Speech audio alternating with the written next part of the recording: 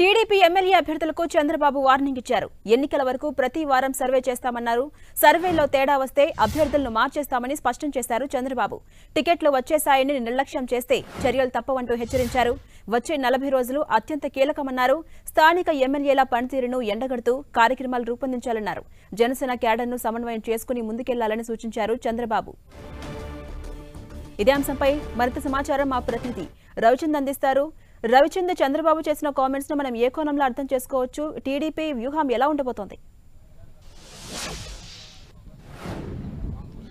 ఝాన్సీరాణి, నిన్న టీడీపీ అభ్యర్థుల జాబితాను చంద్రబాబు ప్రకటించారు. అయితే వారందరితో కూడా టెలికాన్ఫరెన్స్ నిర్వహించారు. రాబోయే 40 రోజులు చాలా కీలకమైన రోజులు, అందరూ జాగ్రత్తగా వ్యవహారాలు చేయాలని కూడా చెప్పారు.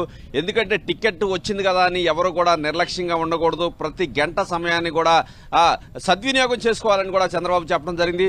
అదేవిధంగా జనసేనతో కూడా కలిసి ముందుకు వెళ్లాల్సిన అవసరం ఉంది. స్థానికంగా ఉన్న జనసేన నేతలతో కలిసి మెలిసి పనిచేయాలి. వారి సహకారాన్ని కూడా పూర్తిగా తీసుకోవాలి. ఏదైతే 5 కోట్ల మంది ప్రజల ఆకాంక్షలకు అనుగుణంగా జనసేన టీడీపీ పొత్తు పెట్టుకున్నాయని కూడా చంద్రబాబు స్పష్టం చేశారు. ఎవరో కూడా నిర్లక్ష్యం వహించడానికి లేదు. ఎందుకంటే టికెట్ వచ్చిందని చాలా మంది నిర్లక్ష్యం వహిస్తారేమో. వారం వారం కూడా సర్వేలు చేస్తాను, సర్వేలను బట్టి నా నిర్ణయాలు ఉంటాయి.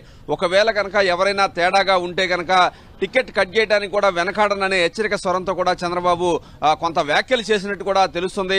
ఎందుకంటే ఇప్పటికే అనేక కాంపిటీషన్ల మధ్య అనేక మంది టికెట్ కోసం పోటీ పడుతున్నప్పటికీ అనేక సర్వేలు చేసి కింది స్థాయిలో ఫీడ్బ్యాక్ తీసుకొని నిర్ణయాలు ప్రకటించాను.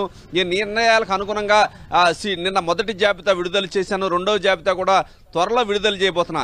ఎవరు కూడా నిన్న జాబితాలో చోటు తగ్గించుకున్న వారు ఎవరు కూడా పని ప్రారంభించాలి, నిర్లక్ష్యం వహించకూడదు.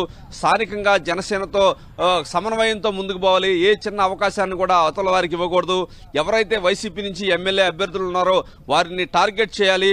అదేవిధంగా ఇంతకాలం కూడా 5 సంవత్సరాలుగా వైసీపీ చేసిన అవినీతిని బయటికి తీయాలి. ఎక్కడికక్కడ ప్రచారంలో ముందుకు పోవాలి.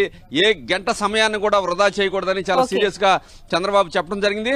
ఒకవేళ కనుక మీరు ఏదైనా సరే తేడా ఉన్నట్టయితే టికెట్ మార్చడానికి కూడా వెనకాడనే హెచ్చరిక కూడా చంద్రబాబు జారీ చేశారు. ఏదైనా చంద్రబాబు ఏదైతే టెలికాన్ఫరెన్స్ వ్యవహారం టీడీపీలో హాట్ టాపిక్ గా మారింది. Right, thank you Ravichand.